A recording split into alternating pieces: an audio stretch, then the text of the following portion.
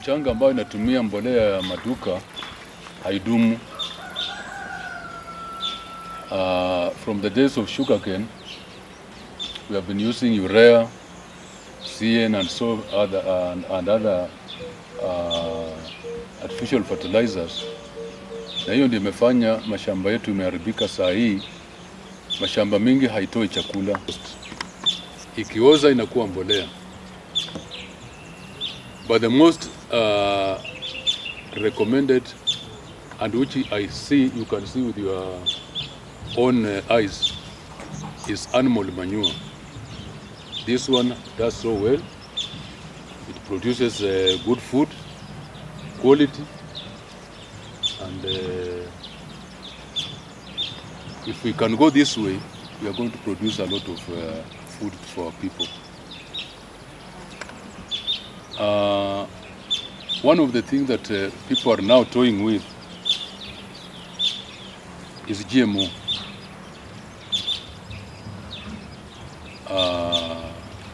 GMO is a foreign language that is trying to creep into our country, but we know that where it has come from, it is unacceptable, and for our environment, it will be even worse. GMO, people think, is a shortcut to attaining food security, but there is no shortcut in life other than you to walk full journey to achieve whatever you want. This one, I can tell you, it is each year and every planting, I'm always producing this quality of food that we are starting to see.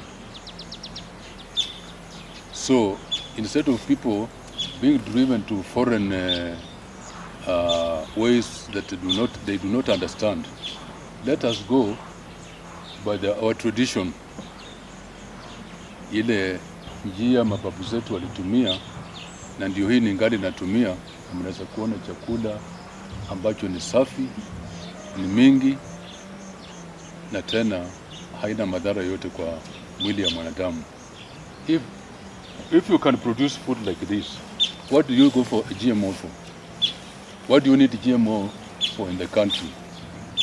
And this is what I'm trying to encourage as many farmers as possible. Those who come to visit me, I go to forums, I talk, I go to places, I disseminate information, and many people have started this method of farming. Very soon, we shall have a sizable number that are producing such amount of food.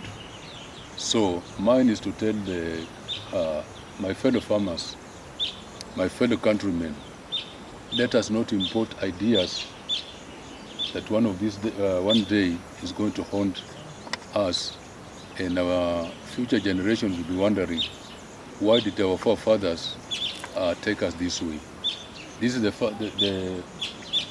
the method my grandfathers used, my fathers used, and now I'm using, and the next generation will be using without any harm and without any damage to our environment. So how do we normally prepare our land?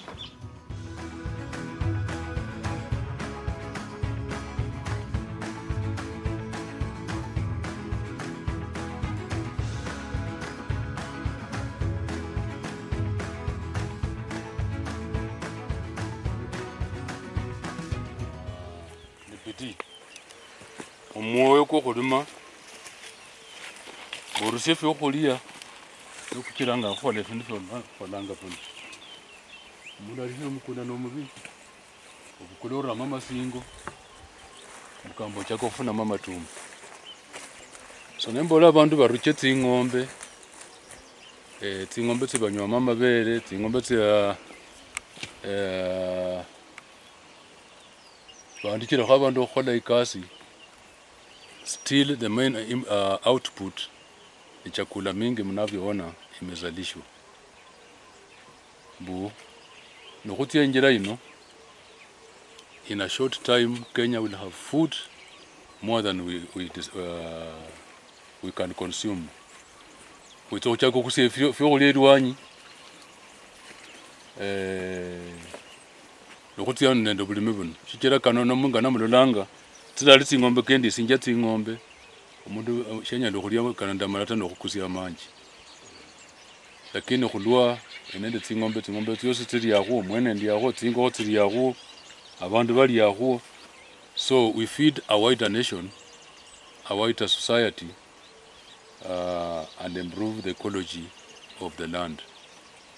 So wanahabari naweza kujionea wenyewe, sio kitu tunasema tukiwa kwa radio, kwa rumu ya radio tunaona kwa shamba ya kwamba shamba ni vile unavyolitunza. Nolero mkundo bulayi nikukhwelesa efindu filayi, nolero bubi nikukhwelesa efindu fibi. Inyuma wefino nolenga kukonere ngana kuri lano nditso khubukula imboda ya kuri nenzukhamu shemberanga tenzukha ngamusa ngana kuri mutinyanga tsieshimyo okhwakura nimbako fuma okhukalishiramo nikhuraka, and you'll find itakuwa na mazao kama hii ama zaidi ya hii. Nolenga matumaka most of them karaku kwa kabili, lakini shichira khuraka kabili ni katsing'ombe kai silage, lakini kala akefa bene mkhonyira khurusia ko khulia khuraka ngelala. It will be so heavy kano kaba kali mikoro kindi mikali chama kano khuraka ngelala. But anyway, if you get the two of them together, it still serves the same purpose. Bashanje in short no kubola mbu, let us encourage one another, tuimizane, tufanye kitu inaitwa ukulima bora, ulio na mazao, ukulima ulio na faida, ukulima ambao utasustain our people for in the next decades. So this is what I can say for now concerning the land.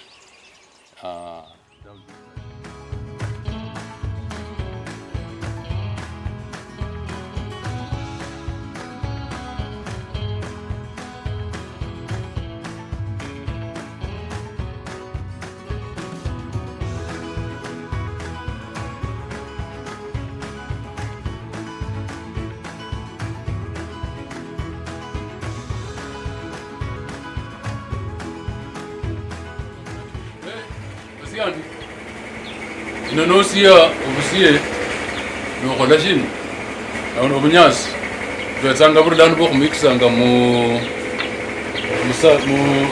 green maize and green napier to feed our animals. Hii nayo ndio silage.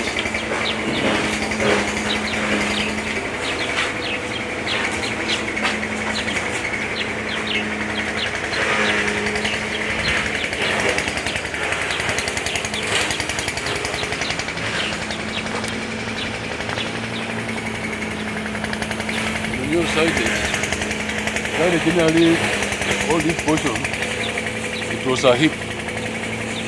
That heap, hii ndio sasa ndio mwisho. Inataka by the time we are through with this, ile tutakuwa tunatengeneza hiyo itakuwa iko tayari kulisha, so that it is an all year round. There's no time we miss silage hapa. Hakuna wakati tunakosa silage hapa ya ng'ombe because it is one of the main ingredients in animal feed. So ilikuwa imetokea kwa hiyo fence kuja mpaka hapa.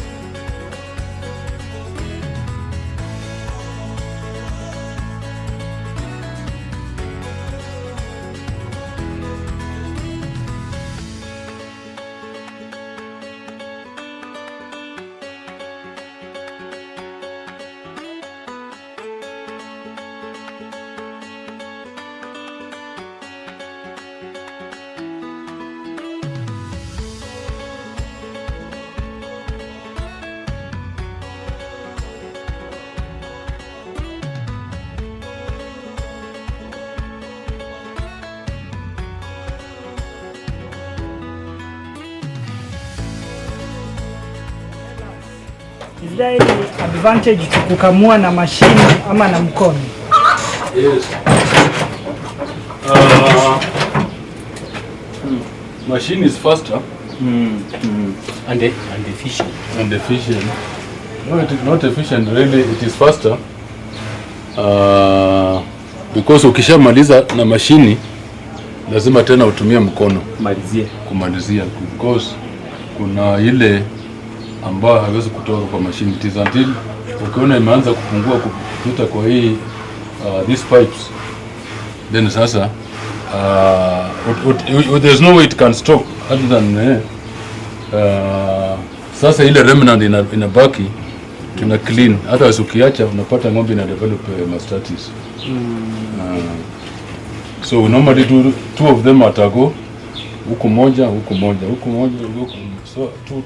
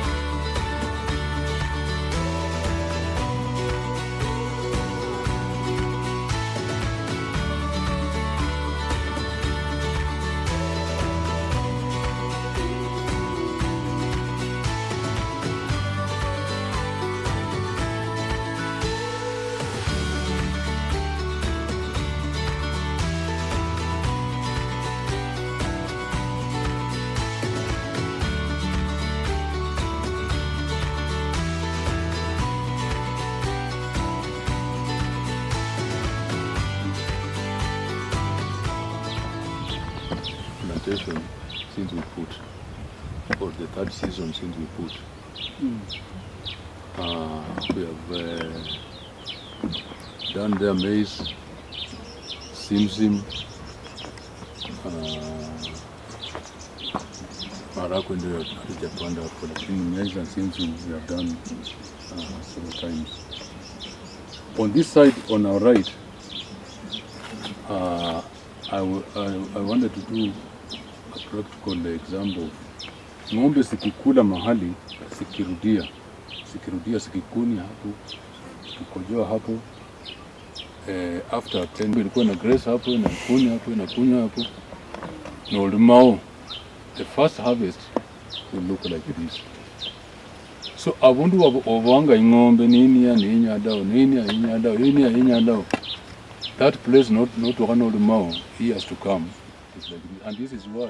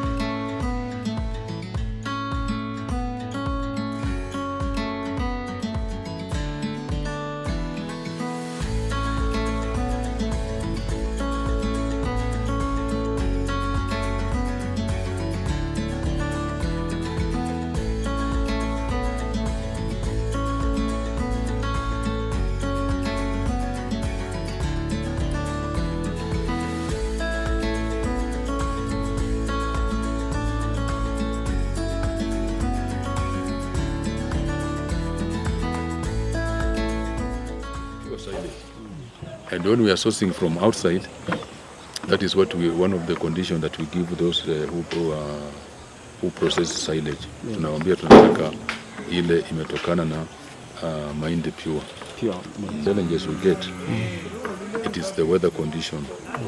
Making silage during the rain season is a very big challenge because wakati wa mvua tunakuwa na maji ambayo inaingia kwa silage, na tunakuwa na wale wanaotembea kwa sababu ya matope na vitu kama hivyo, kama tunatumia tractor kukanyaga. Sasa ikiwa imekanyaga matope, imeshikana na matope mingi, unapata there is a chance of affecting the purity of the soil and the silage. Lakini wakati wa kiangazi namna hii ni vizuri sana. It is the best condition to make silage, and we shall get the best out of this one. Kitu ingine ni ile mashine yenye inakata hiyo silage.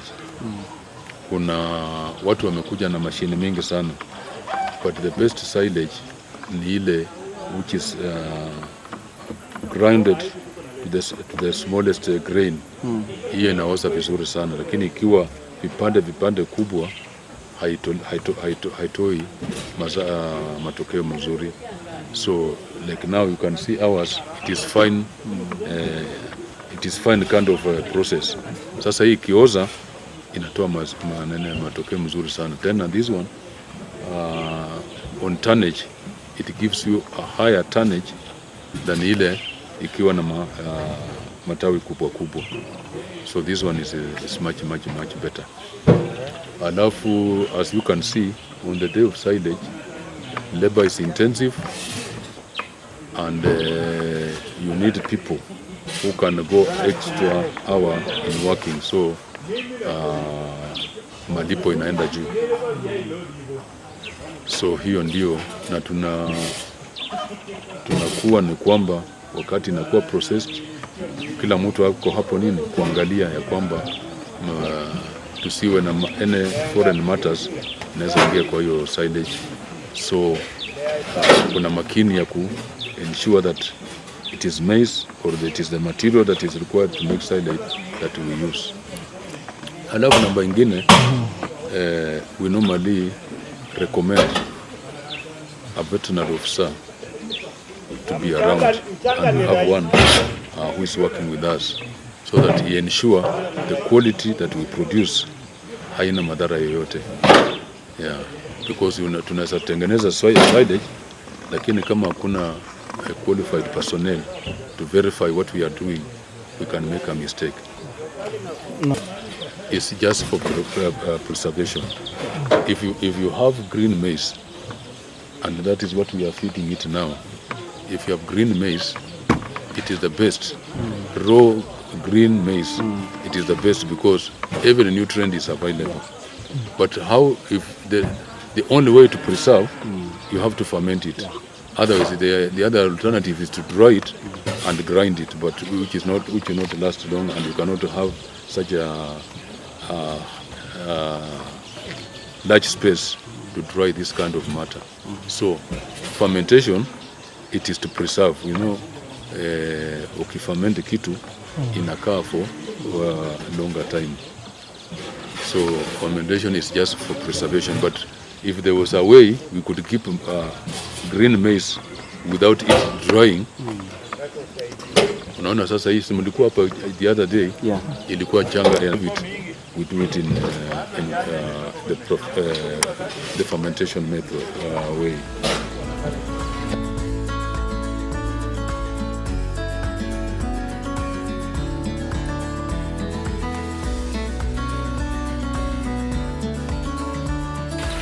Asante sana mtazamaji, karibu zaidi. Leo hii basi ipo siku nyingine njema, tumeweza kupiga kambi katika boma la Mheshimiwa Jojo Tipa akiwa katika eneo bunge la Mumias East, na mambo ni mengi, shughuli ni mingi. Tumeweza kupiga msafara, tumeweza kuzunguka katika shamba lake kuweza kuangalia mimea pale, tumeangalia ufugaji ambao ameweza kufanya, na nitakuwa nampa nafasi tu aweze kujitambulisha kwako mtazamaji, na mheshimiwa atakuwa anatupeleka moja kwa moja katika safari yake ya ukulima na ufugaji ambao tumeweza kushuhudia katika boma hili. Karibu sana mheshimiwa. Utakuwa msabahi ama kumsalimia ama kumjulia hali mtazamaji, na pia utakuwa unachukua nafasi hii kutueleza safari yako ya ukulima na ufugaji ulianza vipi na imefikia wapi hadi sasa hivi. Karibu sana. Asante sana mtangazaji. Wacha ni wasalimu wote wanaosikia mazungumzo ya leo. Vile mmesikia, mimi naitwa Mheshimiwa George Otipa, mtarajiwa wa 2027 Mumias East. Ninashukuru ya kwamba tumeweza leo kuzuru maendeleo ya ukulima katika boma langu. Nataka kusema ya kwamba ukulima imekuwa nguzo ama msingi ya maisha yangu, maana chakula lazima kiweko kwangu na wengine wengi. Nataka kusema ya kwamba siku ambazo tunaishi sasa zinahitaji uzinduzi, ya kwamba mazingira ambayo tunaishi inataka idhafiwe, iwe katika hali ambayo tutaweza kuishi kama wanadamu. Mbolamu ngana kwa khalola makhalola ngana kwa langu bulimi mwitala muno. Kwa khalola matuma, kwa khalola maramwa, kwa khalola miyoko, kwa khalola maondo, kwa khalola avocado, wakhala maponi, wakhala matunda, iliane, ende vitungua na mambo mengine mbalimbali. Wakhala ng'ombe, chokoruka. Hivi vitu yote ndio inaitwa ukulima. Nobulima mbogo. Ne nobulamu wandamenya mwitala muno. Manyie ishalesha kulumu obulima bwisaina. Nyalo kubona mbu obulimu bwanje bw'okwibusia by'okulya fingi omukunda omutiti ngana mwakhala matuma ngana kamera nokurusiyasi wa 50 bucks mumukunda kubatanga kholere and performance otherwise konyanga mbu ukholo bulayi khula ku 70 and many times we achieve. Matuma ko kulimanga obulimi kulimanga mbu kukhonyeranga masingo nomba imbolea irula mfindu fya Nyasaye adonga. Hatutumii mbolea ya maduka, maana hiyo mbolea ndio imeleta hasara katika nchi yetu. Kula uchako urake mikhonye wakhekonyera urea ende tsimbolea tindi tsyose mumaduka. Ngana mwakhalole mikunde mingi kinyakhana chirumamo shindu shinyala khumanya mbu omundu yakhola obulimi obutsi khumulisya tsinyanga tsirambire. Lakini khulwa obulimi bwe tsing'ombe kuchiranga mulola mbu mukunda kwa khaburamu kana kwa khachenda matuma mukunda kosi ni imbolea ya khaya.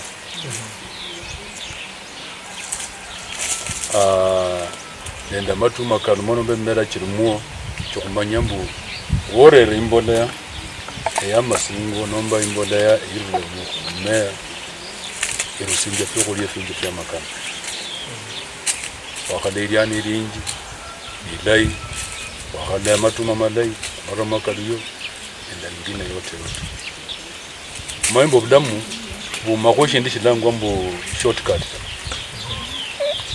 Obulamu lazima utembe full length of life, and full length is to do what is required.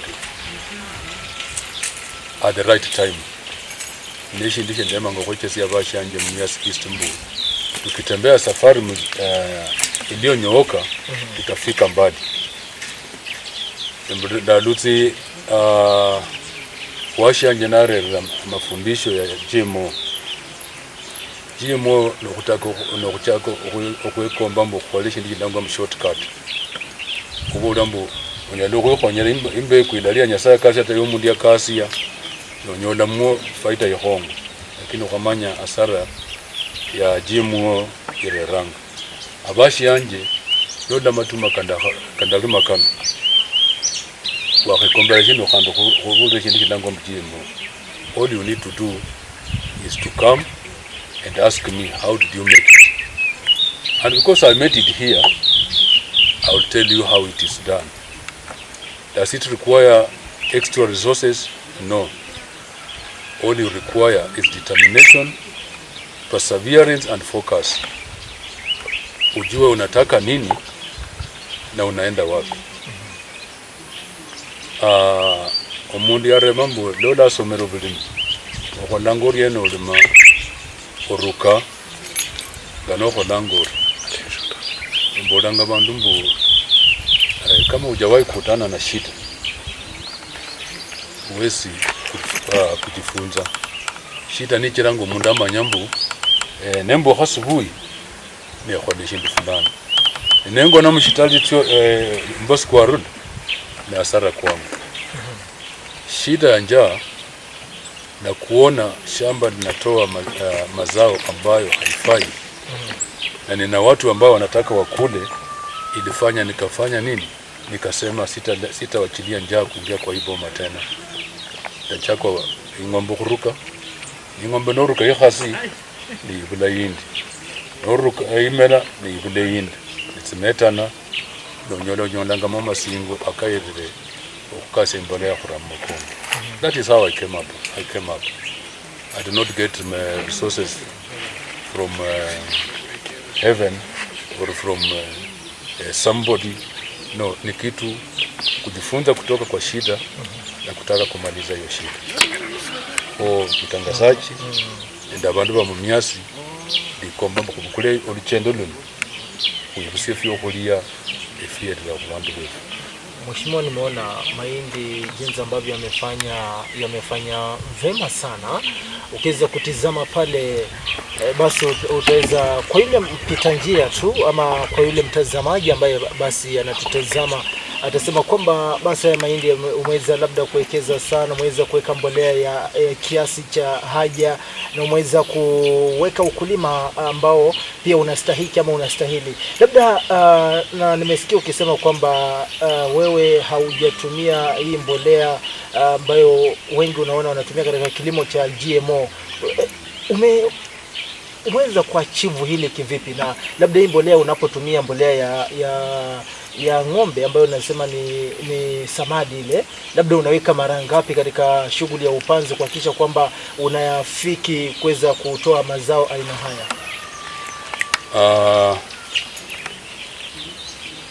Esie lo kwa kalenga msimu wa short rains ifula inditi imikunda ifula itokupunguha Yesu alitoka mmekunda ne ombasi kuchokwa shia kwa danga umukunda kwenzi okulima mwo nomba kwene manga mashindi yanga motsi ngombe tenda hangaliswa tokule yakakula mushimyo ne rama bandu kulima ne imbako yo mukono chokonyeranga ishirakta mukunda kwanje tashikira shirakta shina hanga imbako itsi kupita kiasi. Inatoa changarawe inaweka juu, inachukua mchanga mzuri inasika chini. Na mimea kama mahindi, maragwe, tuseme mimea chakula haipeleki mizizi chini. Ni ya shallow roots. So la kwanza ni kuzuia kuharibu mchanga kwa kutumia trakta ama kitu chochote ambacho kitaenda zaidi ya futi moja. maana tukifanya namna hivyo we destabilize the soil strata, na hiyo ndio chanzo cha uharibifu wa mchanga. Ne khwakhamala okhulima muo okhulima sako khumasya khuno nokhwitsa khusundulamo amasingo kano khuletsanga muo kwa wingi, si ya kunyunyuzia, ni ya kumwaga. Kana kuchenda khulola mulolanga imali khuchaka khola heaping for next year, na hiyo if you come by December itakuwa mingi ya kiasi. Akonika kuchinganga either manually or by tractor, tunasambaza kwa shamba. Ni wakakaluha siya masingo kano mukunda kukhubana nakhulumile mu, tunangojea ile mvua ya kwanza ya msimu wa mvua. Ile mvua ya kwanza ibetsanga nende obunulu ubetsanga bumalesi kama nitrogen and other gases that hover in the air. Hiyo mvua ikipata umeshapanda, iko na manure na nutrients ambayo inasaidia. So hiyo ndio mvua inatumia kupanda. In fact by now mahindi yangu inakuanga iko ready for harvest this time. Hii mahindi tumeona ilipanda mwezi wa 3 tarehe 10. Mvua ikisha roa sana kwa mchanga, lakini mazao mazuri nataka kabla mvua iroe mchanga unapanda. Ne khwakhamala ne khwakharaka tunapalilia mara ya kwanza ile tu ya kutengeneza shamba. Sasa kuweka magugu ilale chini na kuitsa kuwaka the second weed na tunaachia hapo. Kana mulutsi amasingo katiranga liloba amatsi kikhula kana shika kuranga moto in a whole, there is a cohesion. Kama hii mchanga vile tumeona uli kumwalo liloba tizangani yokhula, lakini mbola inayatira unaweza kufikiria kuna mtaro ya kushika, lakini ni vile soil cohesion inafanya mvua ikinyesha inashikiliwa na ile cohesion ya manure. So obulimi bwefu, I can say we avoid two things. We avoid tractor and we avoid artificial fertilizer. Hiyo vitu mbili ukiavoid na umeweka manure ya kutosha kwa shamba, chakula uko nayo.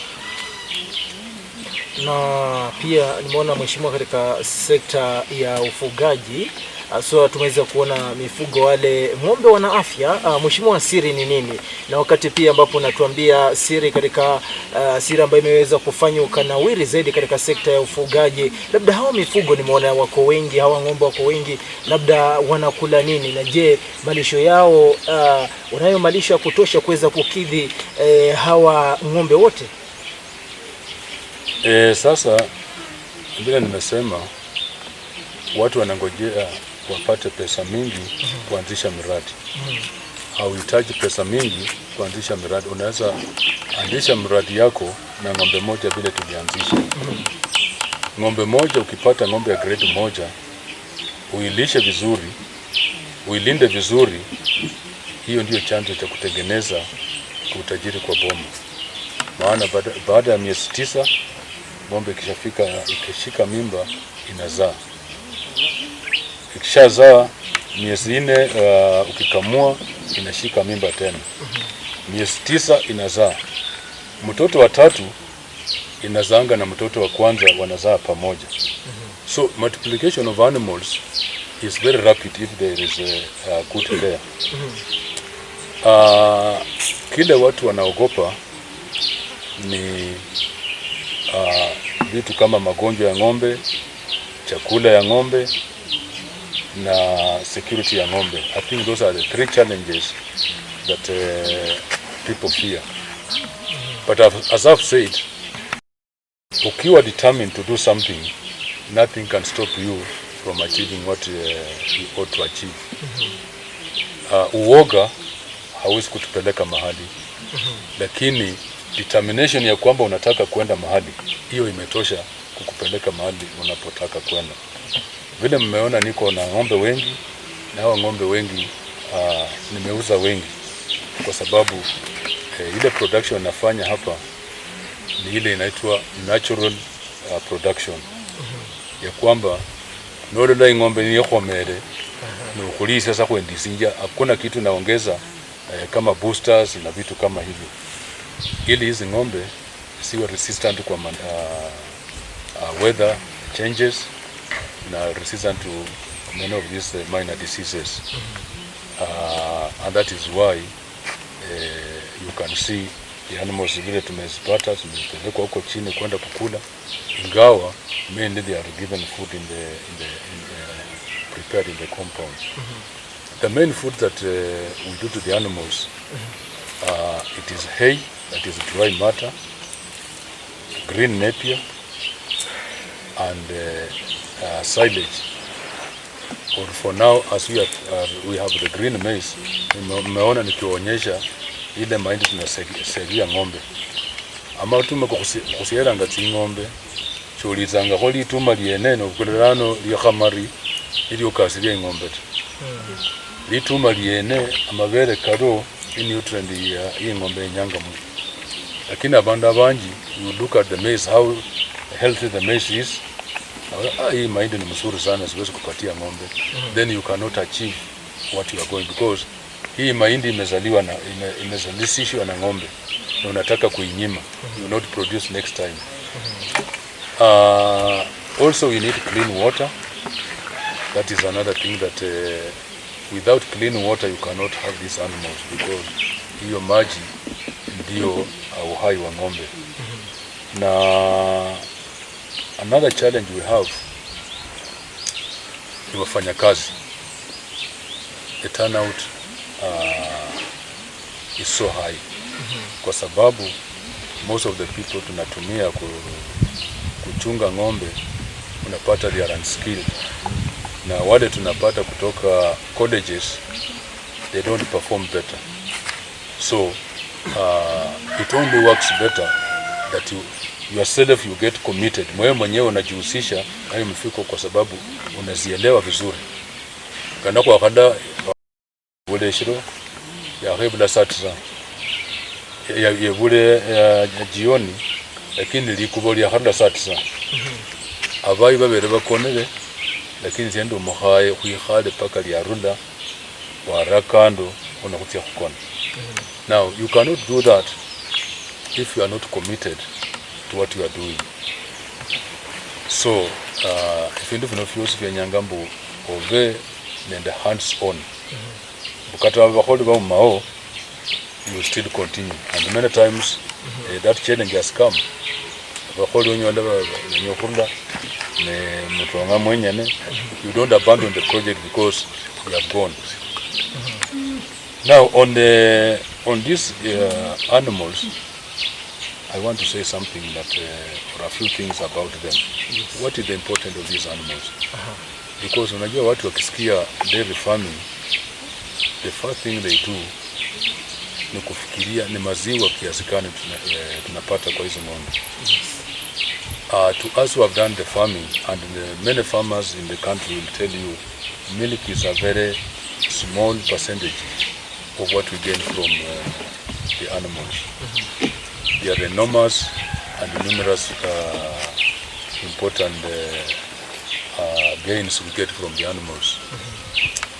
Namba moja, no netsi ng'ombe nende avaruchi no netsi ng'ombe no nende abana ngo ni mufikiriza nyambo mwenye kutoka ng'ombe tuno, you will have saved a lot of time wastage, because you find if the family is committed kujihusisha na ng'ombe, mlembe mno boss, utapata mtoto anarandaranda, hata anaua time, anaenda kuona rafiki, anaenda kufanya nini. There is this farm requires all the time that you have in your hands. Hiyo ni kitu ambayo imenisaidia sana to bring up the family. Number 2, hizi ng'ombe zikiwa kwa boma zinaleta wakeni wengi sana. tumepokea wageni kutoka ndani ya nchi na nje ya nchi, all over the country and out. Na hiyo ni kitu ambacho chembara shaka biroho chenda khakoleza ngo chinya dokrera that kind of connection, so it connects you with people. Jambo la tatu ni kwamba manyua ama mbolea inayotokana na ng'ombe, it is the best fertilizer you can put in the farm. Haina madhara, haina uharibifu wowote kwa shamba. The more you put, the better. There is no excess. All you need needs more and more, and you will produce as much food to that. So mbolea ni kitu muhimu sana, which ambayo wafugaji hawezi wengi hawaambii watu, maana wanaongelesha mambo ya maziwa peke yake. Jambo la tatu vile mnaona ni wingi wa chakula kwa boma. Ukiwa na mbolea ya ng'ombe utazalisha chochote unachotaka, ni wenye iriani, wenye amaramu, wenye makonyo, wenye mapuni, anything you want, naona nde amasingo wango utazalisha chochote unachotaka. Elindi ni tingombe, most number tingombe tiene.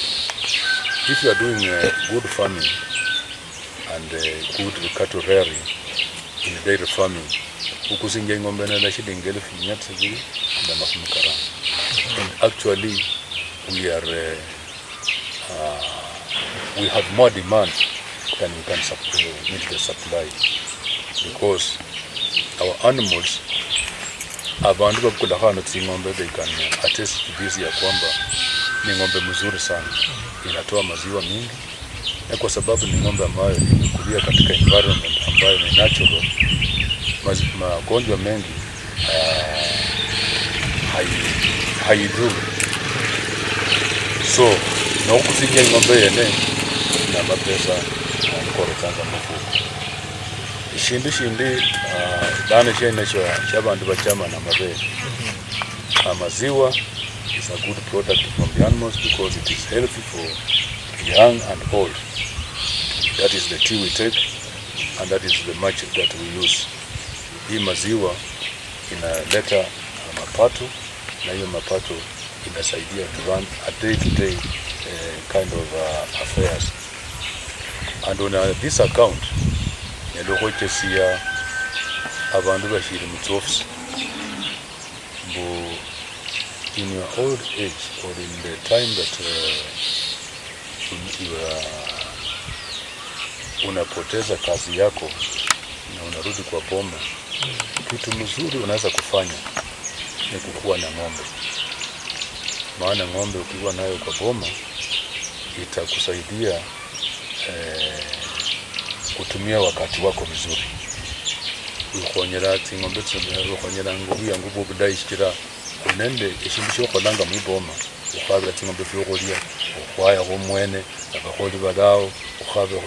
Those kind of things can engage you, and it has little money that trickles in every day. So it is a very good, profitable and good engagement to any man who is not in the office working. I don't think there's any other better thing somebody can do. Asante Mheshimiwa, labda tukimalizia tu katika swala la ukulima kabla tuweze kuingia kwenye siasa. Nimeona ukizungumzia swala la maziwa ukisema kwamba japo wengi wanadhamini sana maziwa, wanasema kwamba mchango wake ni mchache sana kulingana jinsi ambavyo unazungumza. Labda Mheshimiwa, wewe katika shughuli ya ufugaji, labda dhamani ya hawa ng'ombe labda ni gani? Je, ni nyama, maziwa ama ile mbolea ambayo wanatoa? Nimehesabu vitu kadhaa ambayo inahusika na hizo ng'ombe. And I've said to me as a farmer, the most profitable thing that I get from the farm ni manure ama ni uzalishaji wa chakula mingi, because all things they rotate around produce having something into the stomach. So kama ninaweza kutumia ng'ombe kuzalisha chakula mingi, to me that is the first and the foremost profit of the thing that I get from the animals. All other things are good. Lakini ile kwangu muhimu inayofanya boma linakuwa vile lilivyo ni ile mbolea natoa kwa mifuko. A very important item, and that is what many farmers and even ranchers will attest to, because ng'ombe hatuchinji kila siku, ng'ombe hatuuzi kila siku, lakini chakula tunazalisha kila siku, iwe mboga, iwe mandizi, iwe mahindi. Hii ni kitu ambacho kinatakikana kila siku, and it can only be done through the rearing of cows. All other things are good. Unavyoona boma kunuka utajiri ni mbolea inayotokana na ng'ombe. Hatungekula tunda. Mnaona mayai iko hapa, mnaona ndizi mnono iko hapa, mnaona maondo iko hapa. Everything that is here, it all rotates around the animal. So what else can you do to me more than this healthy banana ambayo mmeona tumezalisha kutokana na ng'ombe? This is you cannot emphasize the importance of manure in the, and because of that is why while I was talking, it is lack of producing enough food that is making people to toy with this thing called GMO. Ndugu yangu, why should I go to GMO when I can have such a healthy banana? Why should I go to GMO when groundnuts are here? Na mkiona ni mingi mayai, even these kuku zote zinaambatana na ufugaji wa ng'ombe, kwa sababu hizi kuku zinakula mahindi, zinakula hata nyasi, magugu tunapatia kuku zinatokana na manure tunatoa kwa ng'ombe. So all things are good, but the first and foremost ni uzalishaji wa chakula inayotokana na manure. Yes. Asante kwa hilo mheshimiwa, umeweza kuliweka wazi vizuri zaidi.